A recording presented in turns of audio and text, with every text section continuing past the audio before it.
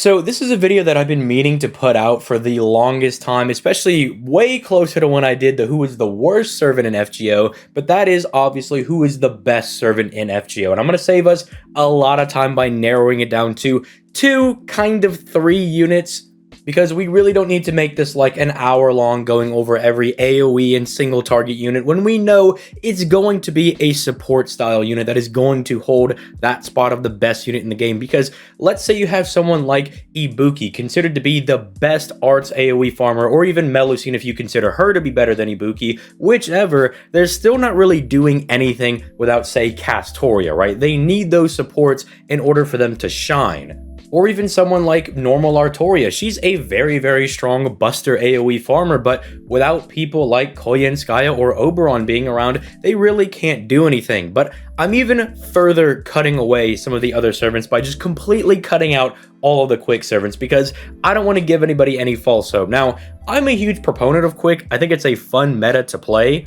But when you start using quick servants, you know that you're using the worst meta possible, right? It's just very unfortunate that quick is in the spot that it's in. You could have a looper that is twice as good as Melusine or Ibuki, and quick would probably still be the worst card type because the supports that they have just aren't there. Scotty, the caster by herself, is nowhere near as good as, say, Castoria, Koyenskaya, or Oberon, and Ruler Scotty only kind of gets up to that level if you can plug suit in the other Scotty, right? And even then, it's using both of them to kind of get up to the baseline of just Koyenskaya or Castoria, not even taking into account the combinations that they can do with people like, say, Oberon, right? Which, in order to use the quick meta servants, you really can't do that. So I'm really just excluding them for the list from that reason alone, and also their kits just aren't as good as, say, Castoria or Koyenskaya. Let's just keep it a buck, let's be honest here.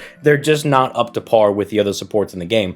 But even then, I think we could even cut it down between the three of these, you know, between Koyenskaya, Castoria, and Oberon, to just Castoria and Oberon. Now, why would I say that?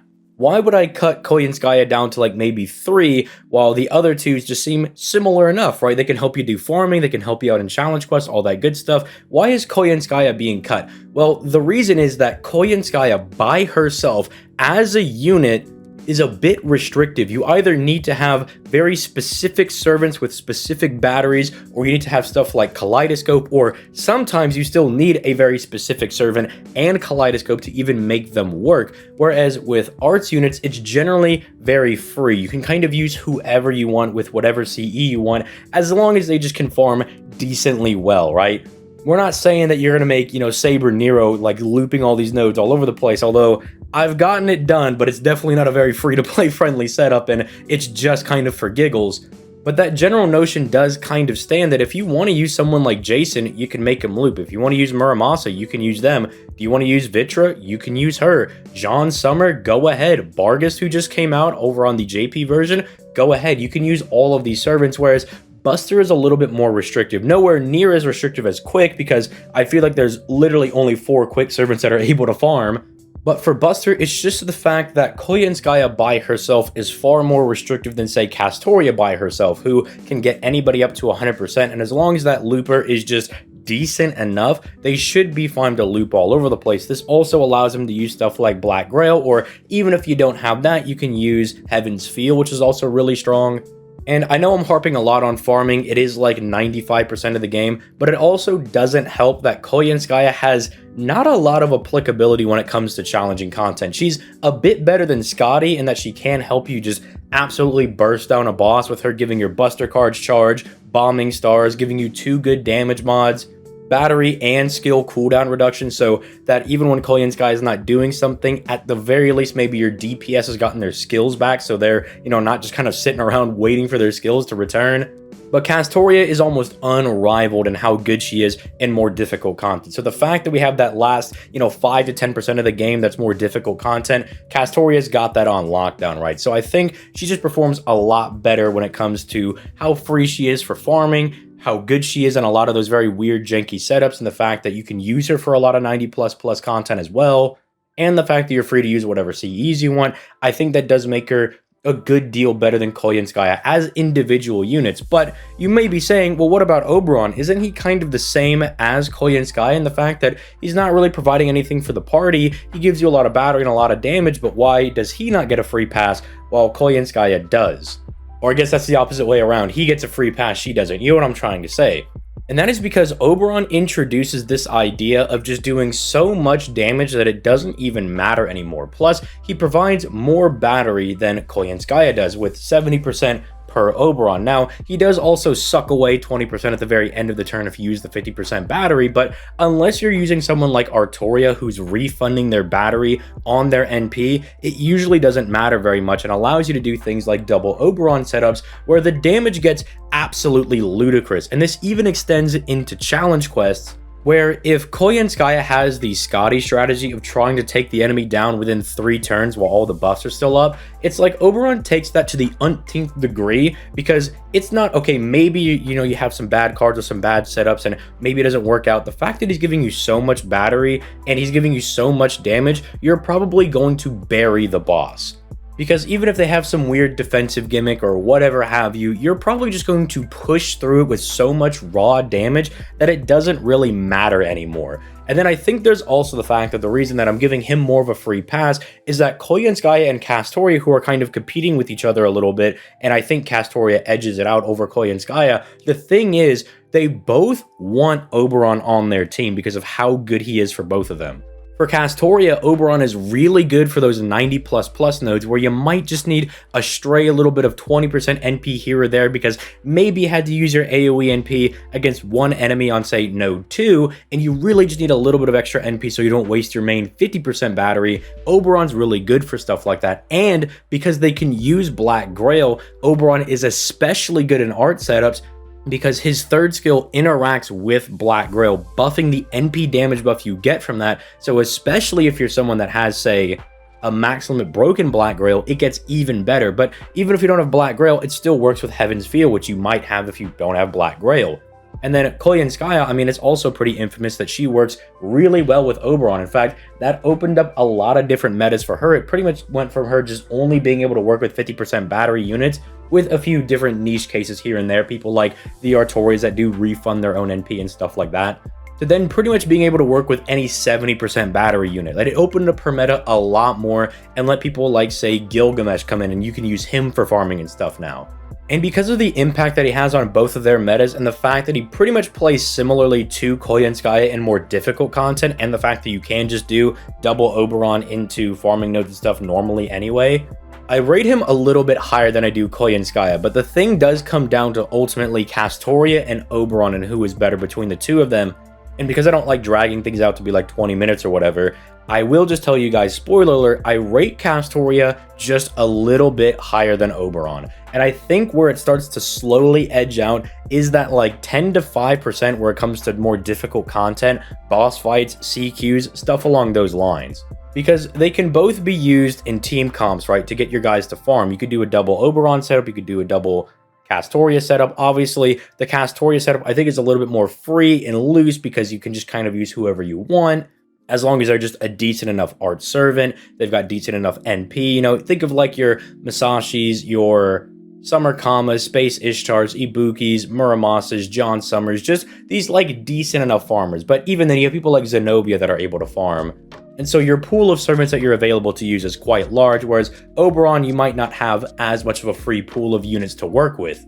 Although technically, something that I don't really see a lot of people talk about is that you do use double Oberon with, say, a lot of the Buster units because of his third skill, but theoretically, if you're just doing this big battery farming where you're overloading people, technically you could use any card type, I suppose, if you wanted, and I haven't really seen anybody talk about stuff like that, so I'd like to hear some thoughts on that little hot take over there in the comments down below as well. But I think it does get down to those corner cases when it comes to their versatility, where Oberon, if you're going to use him in challenge quests, is pretty much just there to make sure that you bring him in at the very end and you nuke the boss and you take them out. Or if you're just doing double Oberon right from the start, you're just basically using him to make sure that you're always topped off on NP and you're doing big damage. But the problem is, a lot of his big damage comes from his third skill, because other than that and more difficult content, you're just getting the NP damage buff, which is good until you pop the third skill, but that shuts your DPS down. Whereas Castoria is holding your hand every second of the fight. Not only does she have 2 split batteries, so if you need to allocate NP very precisely, you're rewarded for doing that,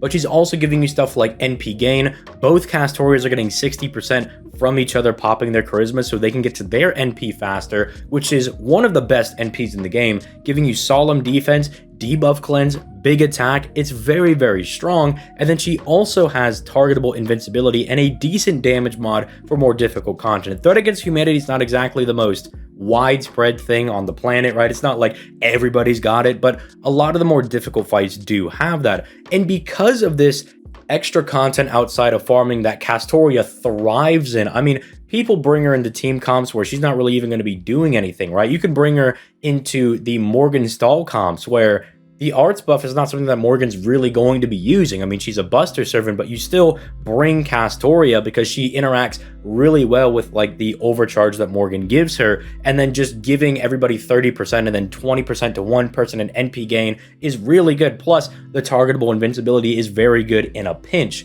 The fact that even outside of arts teams, this unit is being brought to more difficult content just because of how valuable she is, I think shows how strong this unit is. I mean, it's not enough that I think that she's better than Koyanskaya as far as like metas are concerned, just because while Koyanskaya might be able to push through some nodes that Castoria can't, like certain weird nodes that say if you use double Castoria, no plug suit, double Koyanskaya, no plug suit, she might be able to push through because it's just a weird node. Those are very few and far between from the ones that she can actually push through.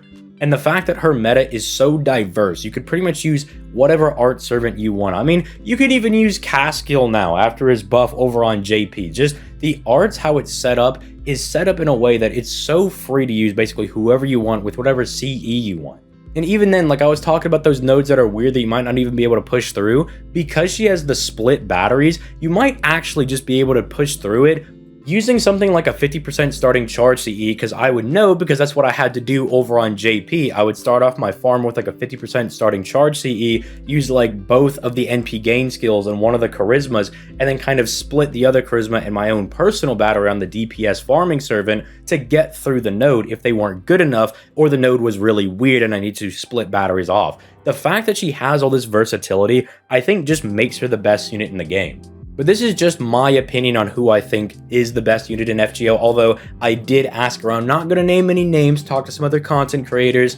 I talked to a couple of people that I know play FGO very heavily in my Discord, and I got some opinions on it, just to make sure that I wasn't a crazy person, right?